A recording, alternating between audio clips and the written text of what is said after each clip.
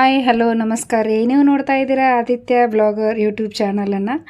ಈ ನನ್ನ ಚಾನಲ್ ನೋಡ್ತಿರುವಂಥ ನನ್ನ ಎಲ್ಲ ವೀಕ್ಷಕರು ಆರಾಮದಿರಿ ಅಂದ್ಕೊಂಡೇನ್ರಿ. ಬನ್ನಿ ವೀಕ್ಷಕರೇ, ಹಾಗಾದ್ರೆ ಇವತ್ತಿನ ಒಂದು ಆದಿತ್ಯ ಫುಡ್ ಬ್ಲಾಗ್ ಒಳಗೆ ನಾನು ವಿಶೇಷವಾದ ರುಚಿಕರವಾದಂಥ ಹಬ್ಬಗಳಲ್ಲಿ ಸ್ಪೆಷಲ್ ಆಗಿ ಮಾಡುವಂಥ ಒಂದು ರೆಸಿಪಿಯನ್ನು ನಿಮ್ಮ ಮುಂದೆ ತೋರಿಸ್ತಾ ಇದ್ದೀನಿ. ಅದು ಯಾವ ರೆಸಿಪಿ ಅಂದರೆ ಬೇಳೆ ಹೋಳಿಗೆ ರೀ. ಆ ಒಂದು ಸ್ಪೆಷಲ್ ಆಗಿರುವಂಥ ಹೋಳಿಗೆಯನ್ನು ಹೆಂಗೆ ಮಾಡೋದು ಅಂತೇಳಿ ತುಂಬ ಸರಳವಾಗಿ ಈ ಒಂದು ವಿಡಿಯೋದಾಗ ತೋರಿಸ್ಕೊಡ್ತೀನಿ ರೀ.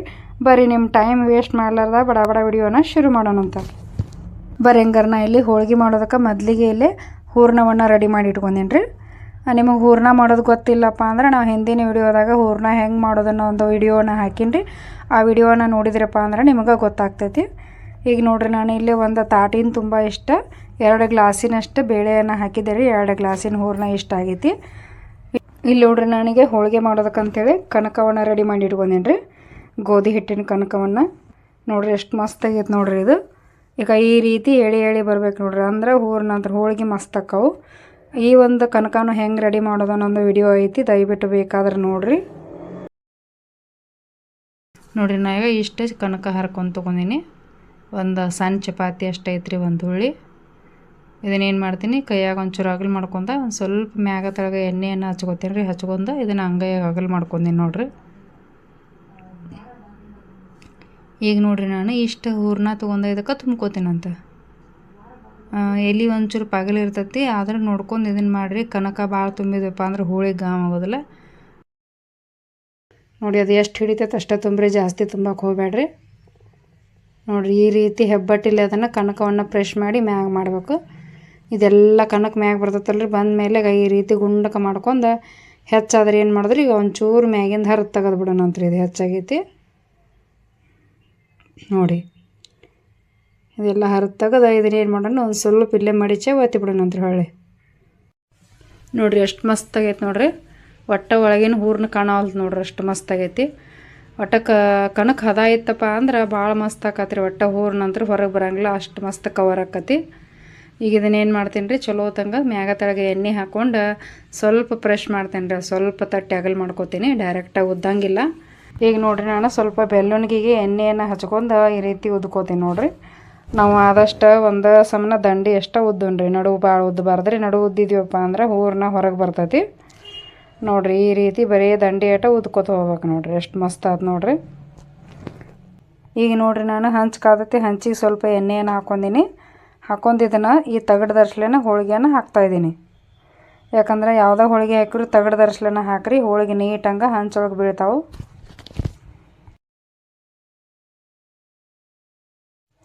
ಇವಾಗ ನೋಡಿ, ಒಂದು ಸೈಡ್ ಬೆಂದತ್ರಿ ಇದು ಹೋಳಿಗೆ. ಈಗ ಇದನ್ನು ನಾನು ಚಮಚೆಲ್ಲ ಸ್ವಲ್ಪ ಹಗರ್ಗೆ ದಂಡಿಯನ್ನು ಬಿಡಿಸ್ಕೋತೀನಿ ರೀ. ದಂಡಿ ಬಿಡಿಸ್ಕೊಂಡು ಎತ್ತಿ ಹಾಕ್ತಾನಂತ ನೋಡಿ. ನಾನು ಇಲ್ಲೇ ಕೈಲೇ ಹಾಕ್ತಾಯಿದ್ದೀನಿ. ನೀವು ರೂಢಿ ಇದ್ದವ್ರು ಹಾಕ್ರಿ, ರೂಢಿ ಇಲ್ಲಪ್ಪ ಅಂದ್ರೆ ಚಮಚೆಲ್ಲ ಹಾಕ್ರಿ, ಆದಷ್ಟು ಕೈ ಜಳ ಬಡಿತೈತಿ ನೋಡಿರಿ. ಇವನ್ನ ಈಗ 2 ಸೈಡ್ ಬೆಂದೈತ್ರಿ ಹೋಳಿಗೆ. ನಾನು ಇದನ್ನು ಒಂದು ಸ್ವಲ್ಪ ಮಡಿಚಿ ಬೇಯಿಸ್ಕೋತೀನಿ, ದಂಡಿ ಹಸಿ ಇರ್ತಾವೆ ನೋಡಿ. 2 ಸೈಡ್ ಮಡಿಚಿ ಬೇಯಿಸ್ಕೊಂಡೇನಿ ರೀ. ಈಗ ನೋಡಿ, ನಾನು ಒಂದು ತಾಟಿಗೆ ತೊಗೋತಾ ಇದ್ದೀನಿ ನೋಡಿರಿ. ಇಲ್ಲಿ ತೋರಿಸ್ತೀನಿ ಎಷ್ಟು ಮಸ್ತ್ ಬೆಂದೈತೆ ನೋಡಿರಿ ಹೋಳಿಗೆ. ಈ ರೀತಿ ಬೇಯಿಸ್ಕೋಬೇಕು. ನಾನು ಆಲ್ರೆಡಿ ಮೊದಲು 2 ಹೋಳಿಗೆ ಮಾಡಿ ಇಟ್ಕೊಂಡಿದ್ದೆ. ಈಗ ನೋಡಿ, ನಾನು 2ನೇ ಹೋಳಿಗೆಯನ್ನು ಮಾಡ್ತಾಯಿದ್ದೀನಿ ರೀ. ನಾನು ಆಗಳ 1ನೇ ಸ್ಟೆಪ್ ಒಳಗೆ ಹೋಳಿಗೆ ಹೆಂಗೆ ತುಂಬ್ಕೋಬೇಕಂತ ತೋರಿಸಿನದಲ್ಲ ರೀ ನಾನು. ಈಗ 2ನೇದು ನೋಡಿರಿ, ತುಂಬ ಈಸಿಯಾಗಿ ತುಂಬ್ಕೋಬೋದು. ಹೋಳಿಗೆ ಮಾಡೋಕೆ ಬರೋದಿಲ್ಲ ಅನ್ನೋರು ಕೂಡ ತುಂಬ್ಕೋಬೋದು. ಈ ರೀತಿ ಏನು ಮಾಡ್ಬೇಕ್ರಿ, ನಾವು ಹುಳಿಯನ್ನು ಸ್ವಲ್ಪ ಚಪಾತಿಗತೆ ಅಗಲ್ ಮಾಡ್ಕೋಬೇಕ್ರಿ ನೋಡಿ. ಅಗಲ್ ಮಾಡ್ಕೊಂಡು ನಾವು ಸ್ವಲ್ಪ ಹೂರ್ಣವನ್ನು ತೊಗೊಂಡು, ಹೂರ್ಣನೂ ಒಂಚೂರು ಅದಕ್ಕಿಂತ ಸಣ್ಣ ಸೈಜ್ ಒಳಗೆ ಅದ್ರಗತೆನ ಸ್ವಲ್ಪ ಅಂಗೈ ಒಳಗೆ ತಟ್ಟಿ ತೊಗೋಬೇಕು ನೋಡಿರಿ. ಸ್ವಲ್ಪ ಒಳಗೆ ಮುಣಗುವಷ್ಟೇ ಈ ರೀತಿ ಹೂರ್ಣವನ್ನು ಇಟ್ಕೋಬೇಕ್ರಿ. ಈಗ ನಾವು ಸ್ವಲ್ಪ ಕೈಗೆ ಎಣ್ಣೆಯನ್ನು ಹಚ್ಕೊಂಡು ಬರೀ ದಂಡೆ ಅಷ್ಟು ಮಡಚ್ಬೇಕ್ರಿ ನೋಡಿರಿ. ಈ ರೀತಿ ಬರೀ ದಂಡೆ ಅಷ್ಟು ಹೊಳಸ್ಕೊತ ಬರ್ಬೇಕ್ರಿ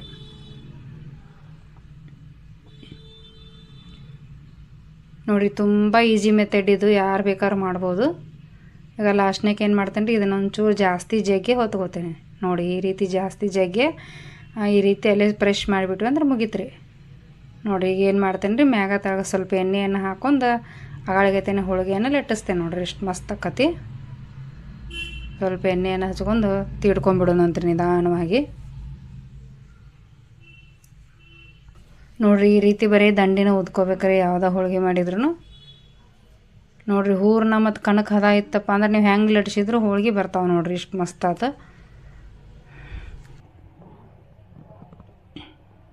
ನೋಡಿ ಈ ರೀತಿ ನಾವು ಹಗರ್ಕ ಹಾಕೋಬೇಕ್ರಿ. ಇದೇ ರೀತಿನೂ ನಾನು ಅಷ್ಟು ಹೋಳಿಗೆಯನ್ನು ಮಾಡಿ ತೋರಿಸ್ತೇನಂತ್ರಿ. ನೋಡಿರಿ ಈಗ ಅಷ್ಟು ಹೋಳಿಗೆಯನ್ನು ಮಾಡೀನಿ. ಇನ್ನೊಂದು ಲಾಸ್ಟ್ನಾಗ 2 ಹೋಳಿಗೆ ಇತ್ತು ನೋಡಿ. ಈ ಹೋಳಿಗೆ ಅಂತ ನೋಡ್ರಿ ಎಷ್ಟು ಮಸ್ತ್ ಆಗೈತೆ ನೋಡಿರಿ. ಫುಲ್ ನೋಡ್ರಿ ಸೇಮ್ ಪುರಿಯೋದಗತ್ತೆ ಎಷ್ಟು ಮಸ್ತ್ ಉಬ್ಬಿ ಬಂದತ್ತೆ ನೋಡ್ರಿ ಹೋಳಿಗೆ. ಒಳಗಿರುವಂಥ ಹೂರ್ನ ಎಷ್ಟು ಸಣ್ಣ ಹಾಕೋತು ಅಷ್ಟು ಮಸ್ತ್ ಉಬ್ತಾವೆ ನೋಡ್ರಿ. ಈ ರೀತಿ ಹೋಳಿಗೆ ಉಬ್ಬಿ ಬರ್ಬೇಕಂದ್ರೆ ನಾವು ಹೂರ್ನ ಭಾಳ ಸಣ್ಣಂಗೆ ಅರಿಬೇಕ್ರಿ. ಅಷ್ಟು ಮಸ್ತ್ ಚಲೋ ತಂಗೆ ಉಬ್ತಾವೆ. ಅಂತೂ ಫೈನಲ್ ಆಗಿ ನಾವು ಅಷ್ಟು ಹೋಳಿಗೆಯನ್ನು ಮಾಡಿ ಮುಗಿಸೀನಿ. ಈಗ ನೋಡ್ರಿ ಇಲ್ಲೇ ನಾನು 2 ಗ್ಲಾಸ್ ಬೇಳೆ ಹಾಕೇನ್ರಿ. ಇಷ್ಟು ಬೇಳೆಗೆ ನನಗೆ ಇಷ್ಟೊಂದು ಹೋಳಿಗೆ ಆಗ್ಯಾವು ನೋಡ್ರಿ. ಇದಾದಮೇಲೆ ನಾನಿಲ್ಲಿ ಒಂದು 6 ಹೋಳಿಗೆಯನ್ನು ಪ್ಲೇಟಿಗೆ ಸರ್ವ್ ಮಾಡ್ಕೊಂಡೇನ್ರಿ. ಯಾಕಂದ್ರೆ ಇವನು ಒಲೆ ಮೇಲೆ ಮಾಡಿದ್ದೆ ಭಾಳ ಚೆಂದ ಆಗಿದ್ದರು. ಒಲೆ ಮೇಲೆ ಮಾಡಿದ್ದು ಅದಕ್ಕೋಸ್ಕರ ಇವನ್ನ ಸಪ್ರೇಟಾಗಿ ತೋರಿಸ್ತಾ ಇದ್ದೀನಿ. ಅಷ್ಟೇ ಅಲ್ಲರಿ, ನಾನು ಯಾವುದೇ ಹೋಳಿಗೆ ಮಾಡಿದ್ರು ಕೂಡ ಒಲೆ ಮೇಲೆ ಮಾಡ್ತೀನಿ ರೀ. ಹೀಗಾಗಿ ನನಗೆ ಒಲೆ ಮೇಲೆ ಮಾಡಿ ರೂಢಿ ಐತಿ. ನಿಮಗೆ ತೋರಿಸೋದಕ್ಕಂತೇಳಿ ಗ್ಯಾಸ್ ಮೇಲೆ ಒಂದು 4 ಹೋಳಿಗೆಯನ್ನು ಮಾಡಿದ್ದೆ ನೋಡ್ರಿ. ಇಲ್ಲಿ ಒಲೆ ಮೇಲೆ ಮಾಡಿದ ಹೋಳಿಗೆ ಎಷ್ಟು ಮಸ್ತ್ ಆಗ್ಯಾವ. ಅದಕ್ಕೋಸ್ಕರ ಹೇಳ್ತೀನಿ ರೀ, ನನ್ನ ಒಂದು ಸಜೆಷನ್ ಏನಪ್ಪ ಅಂದ್ರೆ, ನಿಮ್ಮ ಮನೆಯೊಳಗೆ ಒಲೆ ಇತ್ತಪ್ಪ ಅಂದ್ರೆ ಆದಷ್ಟು ಯಾವುದೇ ಹೋಳಿಗೆ ಮಾಡಿದ್ರು ಒಲೆ ಮೇಲೆ ಮಾಡಿರಿ. ಕಿಚ್ಚೊಳಗೆ ಭಾಳ ಚಲೋ ತಂಗೆ ಹೋಳಿಗೆ ಮಸ್ತ್ ಬೇಯ್ತಾವೆ ಮತ್ತು ಹಸಿ ಬಿಸಿ ಉಳಿಯಂಗೆಲ್ಲ ಭಾರಿ ಚಲೋ ಹಾಕಾವು. ಮತ್ತು ಯಾವುದೇ ಕಾರಣಕ್ಕೂ ಹೋಳಿಗೆ ಒಟ್ಟು ಹರಿಯಂಗಿಲ್ಲ ರೀ. ಒಲೆ ಮೇಲೆ ಕಡಿಮೆ ಉರಿ ಇಟ್ಕೊಂಡು ನೀವು ಒಲೆ ಮೇಲೆ ಮಾಡಿದ್ರಪ್ಪ ಅಂದ್ರೆ ಭಾಳ ಚಲೋ ಹಾಕಾವ ರೀ. ಹೋಳಿಗೆ ಅಂತೂ ಹಂಗೆ ತಿನ್ನೋಕೆ ಬಾಯಾಗ ಅಷ್ಟು ರುಚಿ ಹಾಕಾವ ನೋಡ್ರಿ, ಮಸ್ತ್ ಹಾಕಾವು ನೋಡ್ರಿ. ಇವಾಗ ನಾನೇನು ಎಲ್ಲನೂ ಸರ್ವ್ ಮಾಡಿ ನೋಡ್ರಿ. ಇಲ್ಲಿ ಹೋಳಿಗೆ ಮತ್ತು ಹಾಲು ಜೊತೆಗೆ ತುಪ್ಪ, ಹಪ್ಪಳ ಮತ್ತು ಇಲ್ಲಿ ನಿಂಬೆಕಾಯಿ ಉಪ್ಪಿನಕಾಯಿ ಬದಲಿ ನಾನು ಇಲ್ಲಿ ಮೊನ್ನೆ ಮೆಕ್ಕೆಕಾಯಿ ಉಪ್ಪಿನಕಾಯಿ ಹಾಕಿದ್ದೀರಿ. ನಾನು ಆ ಮೆಕ್ಕೆಕಾಯಿ ಉಪ್ಪಿನಕಾಯಿನ ಇಟ್ಟೇನಿ ನೋಡ್ರಿ ಇಲ್ಲಿ ಹೋಳಿಗೆ ಜೊತೆಗೆ. ಈ ಒಂದು ಹಬ್ಬಗಳು ಬಂದವಪ್ಪ ಅಂದ್ರೆ ನಾವು ಸ್ಪೆಷಲಾಗಿ ಹೋಳಿಗೆಯನ್ನು ಮಾಡ್ತೀವಿ, ಹೌದಲ್ರಿ. ಹೋಳಿಗೆ ಮಾಡಿದ ಮೇಲೆ ಅದಕ್ಕೆ ತುಪ್ಪ ಬೇಕೇ ಬೇಕಲ್ವಾ. ನೋಡಿ ಈಗ ನಾನು 2 ಸ್ಪೂನ್ ತುಪ್ಪ ಹಾಕ್ತೀನಿ. ಆ ತುಪ್ಪ ಹಾಕೊಂಡು ಹೋಳಿಗೆ ತಿಂದ್ರಂದ್ರೂ ಬಾಯಾಗ ಅಷ್ಟು ರುಚಿ ಇರ್ತಾವೆ ನೋಡ್ರಿ. ಬೇಕಾದ್ರೆ ಒಂದ್ಸರಿ ಹೋಳಿಗೆ ಮಾಡ್ಕೊಂಡು ತುಪ್ಪ ಹಾಕೊಂಡು ತಿಂದು ನೋಡ್ರಿ ಬೇಕಾರೆ. ಹಾಗಾದರೆ ವೀಕ್ಷಕರೇ, ಈ ಒಂದು ರುಚಿಯಾದಂಥ ರೆಸಿಪಿ ನಿಮ್ಗೆ ಇಷ್ಟ ಆಗಿದೆ ಅನ್ಕೋತೀನಿ ರೀ. ಇಷ್ಟ ಆದರೆ ಲೈಕ್ ಮಾಡಿರಿ, ಶೇರ್ ಮಾಡಿರಿ. ಹಂಗೆ ಈ ವಿಡಿಯೋ ಬಗ್ಗೆ ನಿಮ್ಮ ಅನಿಸಿಕೆಯನ್ನು ಕಮೆಂಟ್ ಮಾಡೋದನ್ನು ಮರಿಬೇಡ್ರಿ. ಇನ್ನೂ ಯಾರಾದರೂ ನನ್ನ ಚಾನಲನ್ನು ಹೊಸದಾಗಿ ನೋಡ್ತಾ ಇದ್ರಪ್ಪ ಅಂದ್ರೆ ದಯವಿಟ್ಟು ಸಬ್ಸ್ಕ್ರೈಬ್ ಮಾಡ್ಕೊಂಡು ನೋಡಿರಿ. ಪಕ್ಕದಲ್ಲಿರೋ ಬೆಲ್ ಐಕನ್ನ ಕ್ಲಿಕ್ ಮಾಡಿದ್ರಪ್ಪ ಅಂದ್ರೆ ನಾವು ಹಾಕೋ ಹೊಸ ವಿಡಿಯೋ ಫಸ್ಟ್ ನಿಮಗೆ ಬರ್ತಾವೆ ರೀ. ಹಾಗಾದರೆ ವೀಕ್ಷಕರೇ, ಇದೇ ರೀತಿ ಹೊಸ ಹೊಸ ರುಚಿಗಳು ಮತ್ತು ಹೊಸ ಹೊಸ ದೇವಸ್ಥಾನಗಳ ಮಾಹಿತಿ ನಿಮಗೆ ಬೇಕಪ್ಪ ಅಂದ್ರೆ ನನ್ನ ಚಾನಲನ್ನು ಸಬ್ಸ್ಕ್ರೈಬ್ ಮಾಡ್ಕೊಂಡು ನೋಡಿ ಅಂತ ಹೇಳ್ತಾ, ಹಾಗಾದ್ರೆ ಮುಂದಿನ ವಿಡಿಯೋದಲ್ಲಿ ಸಿಗೋಣಂತ್ರಿ. ಅಲ್ಲಿವರೆಗೂ ಟೇಕ್ ಕೇರ್, ಬಾಯ್ ಬಾಯ್.